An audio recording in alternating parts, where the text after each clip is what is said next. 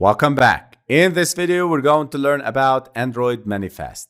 In Android development, the AndroidManifest.xml file is a crucial configuration file that provides essential information about your Android app to the Android system. It contains metadata about the app, defines the app's components, and specifies the required permissions. In this video, we're going to learn about some key aspects of the AndroidManifest.xml file. And as you see, that this file is an XML file. So this is the manifest opening tag, and this is the closing tag.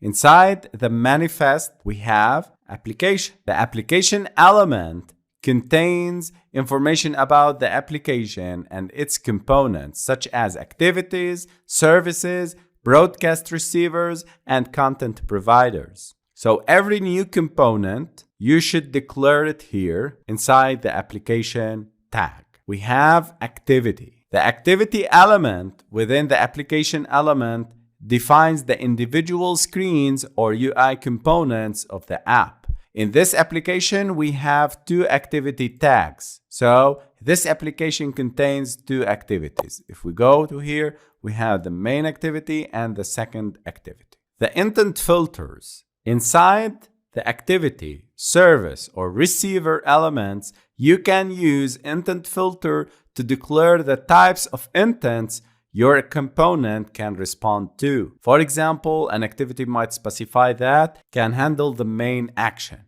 and the launcher. So here, I'm specifying and telling Android Studio that the main activity will be launched and displayed when the user opens the application. And you can see if I try to open the application, the main activity will be the launcher, the first activity to be displayed.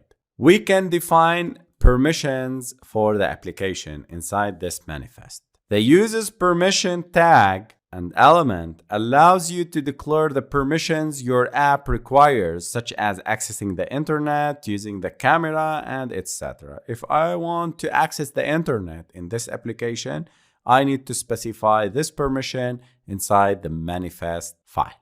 And there are a lot of attributes you can specify for this application. For example, the icon here, I can change the icon of our application. So if you open the emulator, this is our icon for the application. If you want to change it, it's very simple. I'll copy this icon to the drawable folder. Make sure that the name of the image starts with letters and all small letters. Click OK, and here specify at drawable/add. Let me run the application again. Here I need to change this also because this is the round icon. So at drawable/add, run the application, and here we go. And the icon is changed. Also, I can change the name of the application. If I click on this label and change it from the string resource to components app.